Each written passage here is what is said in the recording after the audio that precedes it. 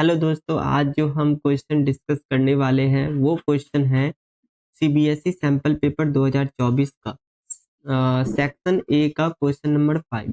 उसके बारे में हम डिस्कस करेंगे। क्वेश्चन 1 2 3 4 ये सब हम प्रीवियस वीडियोस में डिस्कस कर चुके हैं। तो आज हम क्वेश्चन नंबर 5 देखने वाले हैं। तो क्वेश्चन नंबर 5 हमें कैसे सॉल्व करना है, कैसे जो होता है उसको समझना है, उसके बारे में पहले जान लेते हैं। तो बोला गया है कि the radius of the base of the right circular cone and the radius of the sphere are each जो होता है 5 सेंटीमीटर इन लेंथ। कहने का मतलब ये होता है कि अगर एक कोन दिया है, ठीक है, और एक स्फीयर दिया है, दोनों का रेडियस हमें 5 सेंटीमीटर ही दे रखा है, मतलब दोनों का लेंथ सेम है। लेंथ कहने का मतलब रेडियस सेम है। अब बोला क्या है कि if the volume of the cone is equal to the volume of sphere.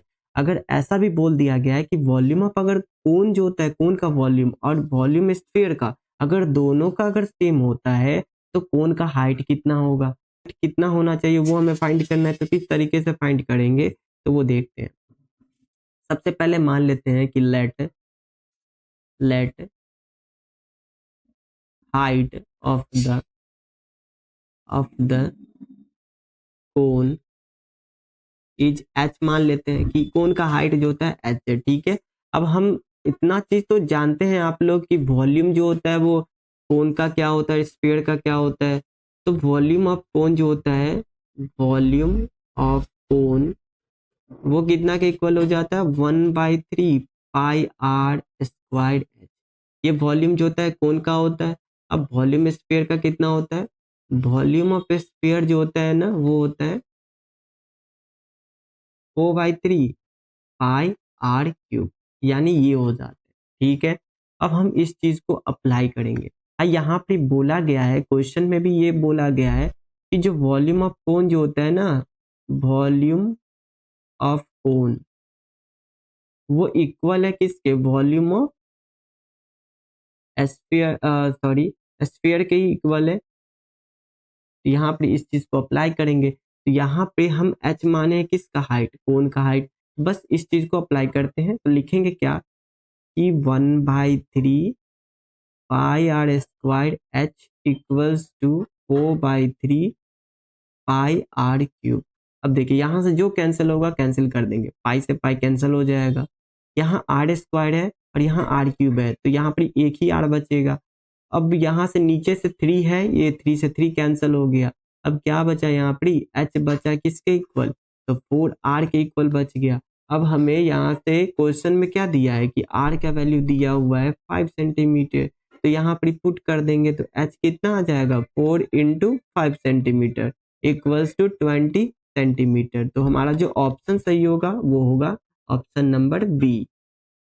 अब हम डिस्कस करते हैं क्वेश्चन नंबर 6। अब क्वेश्चन नंबर 6 में कैसे जो होता है सॉल्व करेंगे। तो यहाँ दिया हुआ है कि अगर टेन थीटा का वैल्यू कितना दिया हुआ है 5/2 के इक्वल है, तो यहाँ पे 4 साइन थीटा प्लस का कॉस थीटा अपॉन में 4 साइन थीटा माइनस का कॉस थीटा वो इक्वल किसके होगा 11/9 के, या 3/2 के, या 9/11 के, या 4 के। तो चले सॉल्व करते हैं इसको। तो सबसे पहले जो दिया हुआ है वो लिख लेते हैं कि यहाँ दिया हुआ है कि टेन थीटा का वैल्यू 5/2 के इक्वल हमें दे रखा है, ठीक है। अब हम चलते हैं तो क्वेश्चन बोला है कि जो 4 साइन थीटा प्लस का कॉस थीटा अपॉन में 4 साइन थीटा और माइनस का कॉस थीटा ये दिया हुआ है। चलिए इसको सॉल्व करते हैं।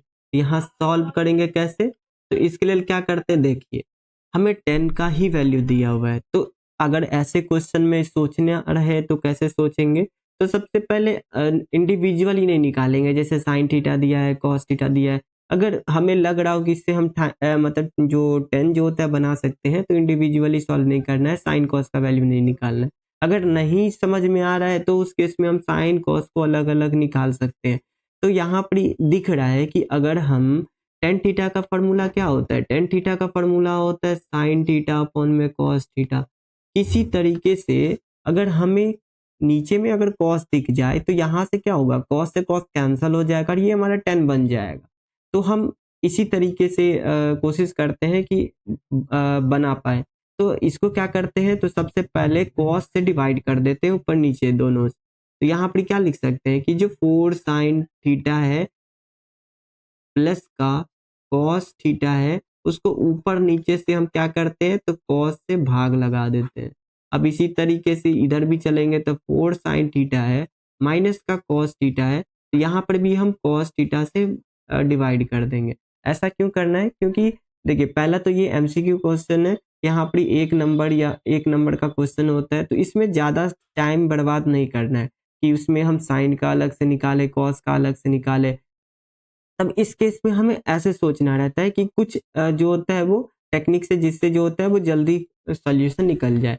तो यहाँ पे क्या होता है कि जो 4 साइन थीटा है कॉस थीटा, इसको इंडिविजुअली आप डिवाइड कर देते हैं, तो यहाँ दिख रहा है कि जो इसको लिख सकते हैं कि जो साइन थीटा है अपॉन में कॉस थीटा है। अब यहाँ से क्या होगा कि कॉस थीटा अपॉन में कॉस थीटा, और यहाँ पे क्या हो जाएगा कि 4 साइन थीटा अपॉन में कॉस थीटा और माइनस का कॉस थीटा अपॉन में कॉस थीटा।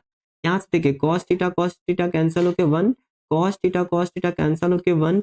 अब यहाँ क्या आ जाता है, यहाँ आ जाता है कि 4। अब साइन अपॉन में कॉस तो 10 होता है, तो 10 लिख देंगे कि 10 थीटा हो गया। अब यहाँ पर माइनस का 1 कर देंगे, सॉरी माइनस नहीं है प्लस का 1 कर देंगे, और नीचे में कर देंगे कि 4 10 थीटा माइनस का 1। अब यहाँ तो 10 थीटा का वैल्यू दिया ही हुआ है क्वेश्चन में कि 5/2 है, तो बस अप्लाई कर देना है कि 5/2 है, अब प्लस का 1 हो गया। नीचे में भी दिया है कि 4 इंटू 5/2, अब प्लस का सॉरी यहाँ माइनस का 1 है, या यहाँ जो होता है वो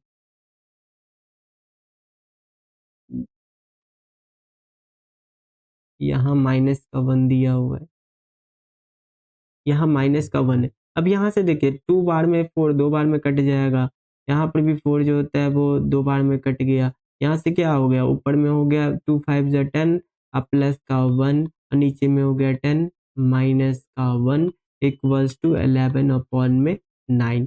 तो यहाँ देखेंगे कौन सा ऑप्शन है 11/9, वो हमारा ऑप्शन नंबर ए हो जाता है। ये ऑप्शन नंबर ए है, तो यानी हमारा करेक्ट ऑप्शन ए हो गया। तो ये क्वेश्चन नंबर 6 का जो होता है सोल्यूशन हो गया।